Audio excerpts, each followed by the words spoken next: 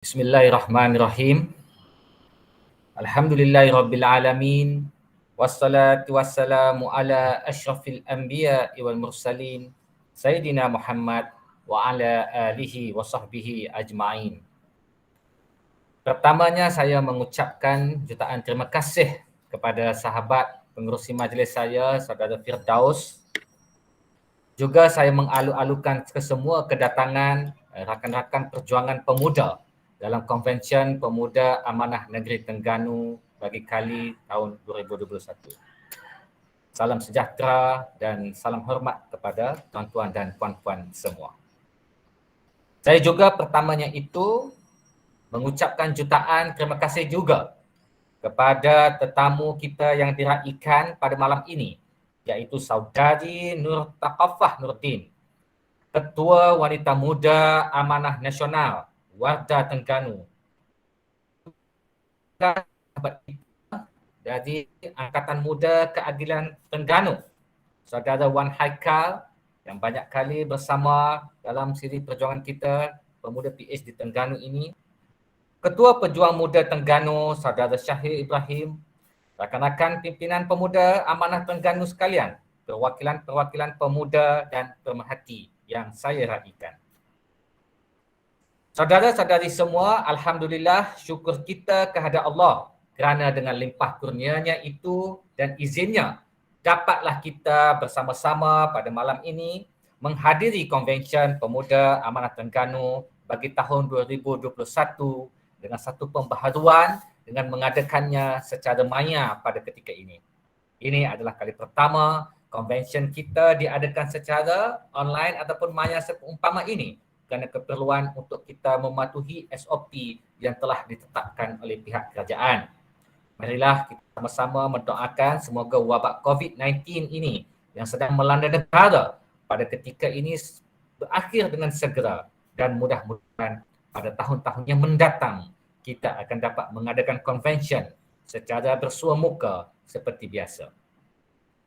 Tuan-tuan dan puan-puan semua, malam ini adalah merupakan malam yang memberikan satu nostalgia kepada saya sendiri selaku Ketua Pemuda Amanah Negeri Terengganu. Kerana ianya mungkin adalah satu ucapan terakhir saya selaku Ketua Pemuda juga hari ini, pada malam ini dan akan pemilihan yang akan datang, hambatan ataupun umur yang sudah pun tidak berada dalam kasus pemuda tidak akan lagi bersama dalam jemaah ini, dan walaupun pergerakan boleh diadakan secara bersama dan tidak akan berhenti, namun dalam satu konvensyen seperti ini adalah merupakan satu perkara yang terakhir yang boleh saya bersama berdiri dan berucap di hadapan tuan-tuan semua. Dalam pengalaman saya, tidak ada satu organisasi sejak daripada zaman pertama ada ketika di sekolah maupun di universiti ataupun ketika di zaman bekerja ini yang saya rasa begitu dekat di hati, memberikan makna dalam kehidupan dan juga memberikan satu justifikasi tindakan-tindakan yang akan hadir dalam hidup ini di masa-masa akan datang melainkan daripada organisasi Pemuda Amanah Terengganu ini sendiri.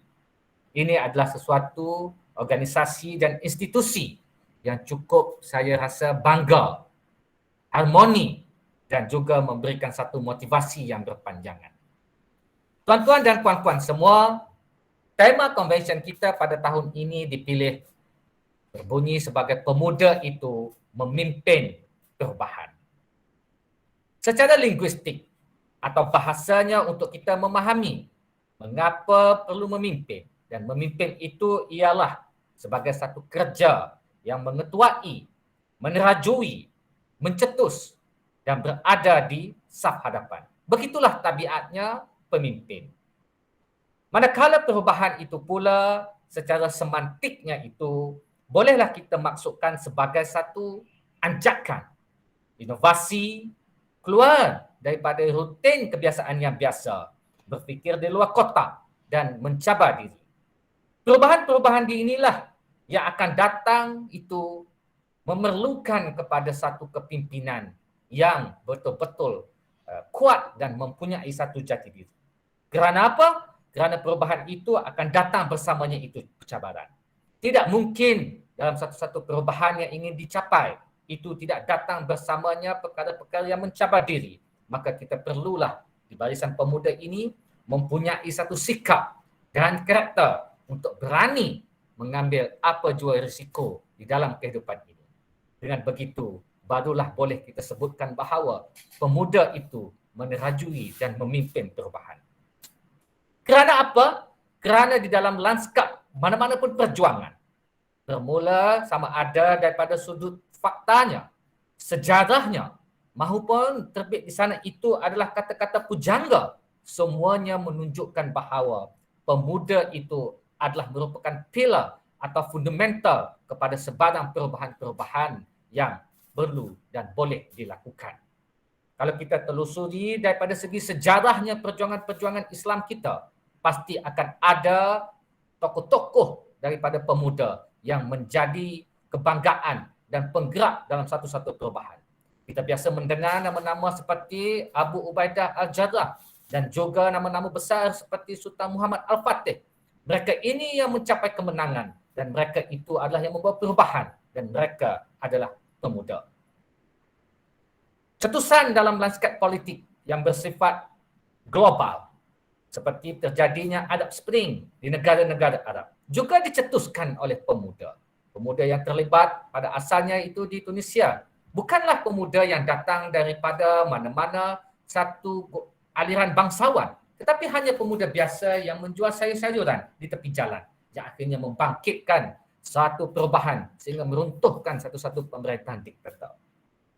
Ini menunjukkan bahawa dalam banyak siri-siri perubahan dunia, menerajunya itu adalah pemuda. Bahkan kata-kata pujangga juga adalah sering dikaitkan dengan pemuda untuk memimpin perubahan. Biasa kita mendengar ucapan-ucapan dan kata-kata seperti daripada Presiden Soekarno, datangkan kepadaku 100 orang Indonesia, aku gegarkan negara ini. Namun jika datangkan kepadaku 10 orang pemuda yang mempunyai jati diri, jiwa yang merdeka, pasti akan kugegarkan dunia. Itu menunjukkan bahawa peranan pemuda, status pemuda dan konsensus satu-satu pemuda itu mempunyai peranan yang sangat besar dan signifikan dalam kita menggerakkan satu-satu agenda. Inilah kekuatan dan juga arah tuju kepada pemuda. Mengapa rasionalnya pemuda itu perlu memimpin satu-satu perubahan? Ya, sebagaimana ditakrifkan sebentar tadi. Dan khususnya perubahan itu adalah dalam bentuk lanskap politik. Kerana kita hadir sebagai sebuah parti politik. Kerana pertamanya, dunia itu telah pun berubah. Dan perubahan itu begitu bersifat global dan tidak lagi bersifat lokal.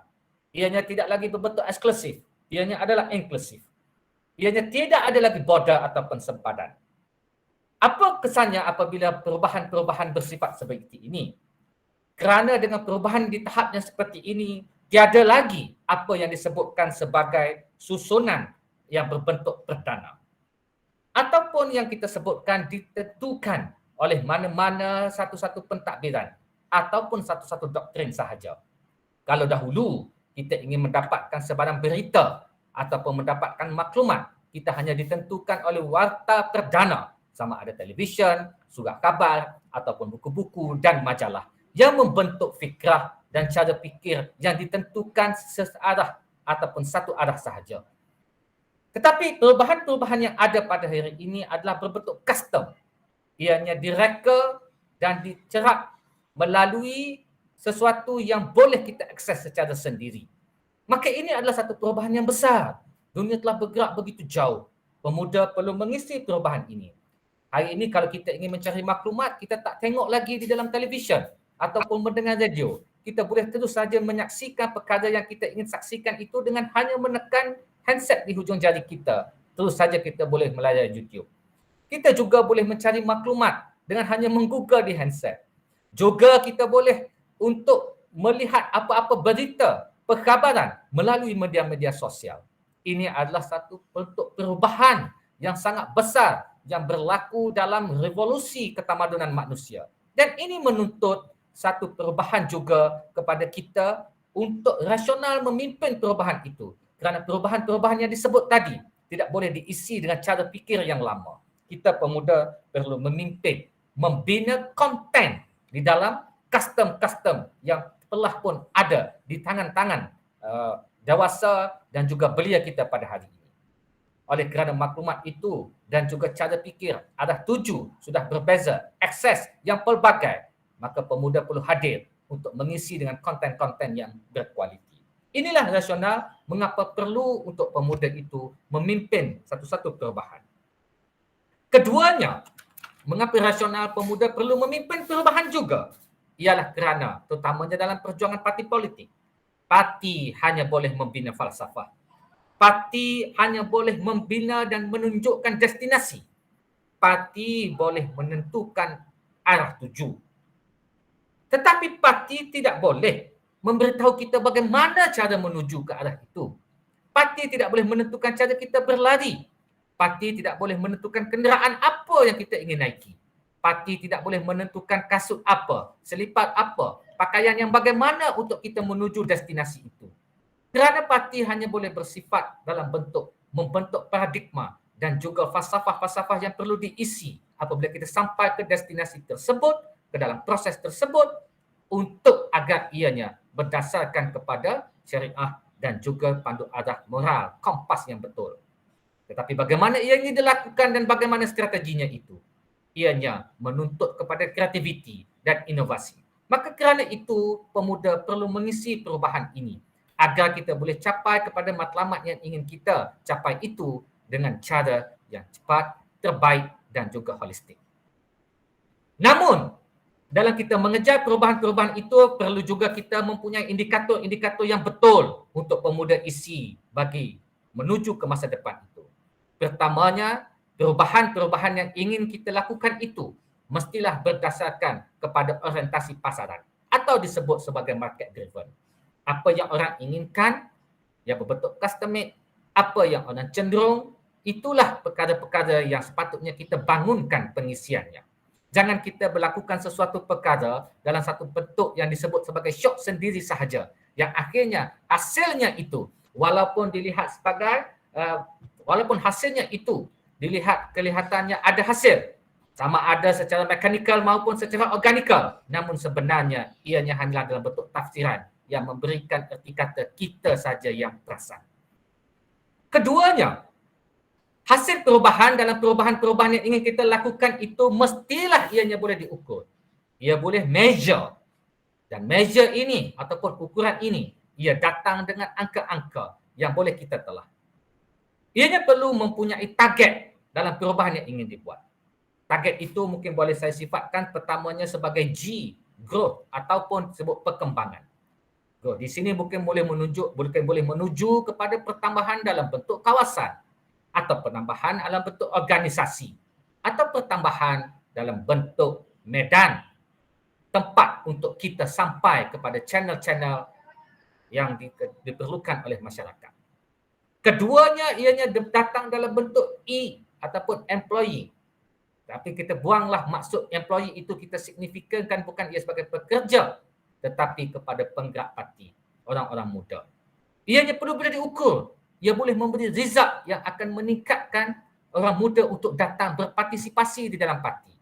Kerana apa? Kerana di dalam parti politik, ianya ada medan yang boleh membentuk jati diri orang muda. Di sinilah pemuda-pemuda kita akan belajar nilai-nilai dan skill-skill yang baru. Seperti skill bermesyuarat, skill menangani stres dan tension, skill untuk berorganisasi, skill untuk berkomunikasi. Semua perkara ini bukan untuk justifikasi sekadar memenangkan parti politik, tetapi digunakan untuk sebagai satu meningkatkan credibility diri, meningkatkan peluang kerjaya diri, membangunkan sifat diri yang bagus, dan parti politik perlu berupaya memberikan tawaran seperti ini kepada orang-orang muda. Kerana itu, perubahan yang ingin kita buat mestilah diukur, boleh diukur di mana dengan hadirnya lebih ramai orang muda berpartisipasi. Keduanya, perubahan itu juga perlu diukur dan boleh diukur dengan mempunyai turnover, T. Ya? Dan turnover ini bolehlah diterjemahkan sama ada dalam bentuk satu aliran yang memberikan kewangan yang baik supaya pergerakan-pergerakan kita itu mempunyai nafas dan juga aliran darah yang sempurna. Kita tidak perlu terjebak dengan perkara-perkara rasuah dan perkara-perkara ketirisan yang membentuk salah guna kuasa. Kerana itulah agenda yang ingin kita lawan, dan itulah yang memerlukan kepada satu integriti yang besar. Jadi gap ini, G, E dan T adalah merupakan satu indikator yang perlu ada di dalam perubahan-perubahan yang ingin kita lakukan. Dan kita perlu bereksperimen dalam hal ini. Dan terakhir, perubahan itu juga perlulah ianya kreatif dan berinovasi. Apakah kreatif ini dan inovasi tersebut? Pertamanya, ianya mesti lari daripada kebiasaan yang biasa. Pemuda jangan terjerat dalam kasus tindakan atau pemikiran atau tindakan dalam rutin yang biasa. Kita perlu keluar sesekali daripada rutin itu. Dengan itu baru kita boleh melihat landscape ataupun diversify yang baru. Ia juga, kreatif dan inovasi itu juga boleh mencetuskan tidak mengapa untuk mencetuskan kontroversi atau hari ini kita kenali sebagai perkataan viral. Pemuda perlu kepada elemen-elemen seperti ini. Kita tidak boleh mendatar, kita tidak boleh plain dalam tindakan. Kita perlu ada satu-satu perubahan yang kita ingin buat itu ianya ada sifat kontroversi. Tidak mengapa untuk berbuat silap kerana kita adalah orang muda. Anda adalah pemuda. Jangan takut untuk berbuat silap. Jangan takut untuk bermain sekat, jangan takut untuk mencetus sesuatu yang baru. Hanya nak berada di paras selamat. Bila ada kuasa kita menyerlah, bila tidak ada kita ke belakang. Bila ada kuasa baru kita muncul, bila tidak ada kita menyepi. Itu bukan sifatnya pemuda. Pemuda perlu berjadi satu benteng. Pemuda perlu berada di saf hadapan, memberikan idea dan menentukan arah tuju. Dan akhirnya dalam perubahan berkreatif dan inovasi itu, ianya pasti memerlukan satu tindakan-tindakan yang memberikan satu motivasi. Kerana dengan motivasi itulah, maka pemuda akan mempunyai adrenalin yang baik dan betul untuk mencorak dan menentukan arus perubahan. Tuan-tuan semua di akhir kalam ini, dalam proses menerajui perubahan-perubahan tersebut, sayugia sekali lagi saya ingatkan, supaya kita perlu mempunyai sikap dan karakter yang betul. Karakter dan sikap itu pertamanya berani untuk menghadapi risiko. Jangan takut untuk berbuat silap. Jangan takut untuk mencuba satu-satu idea yang baru.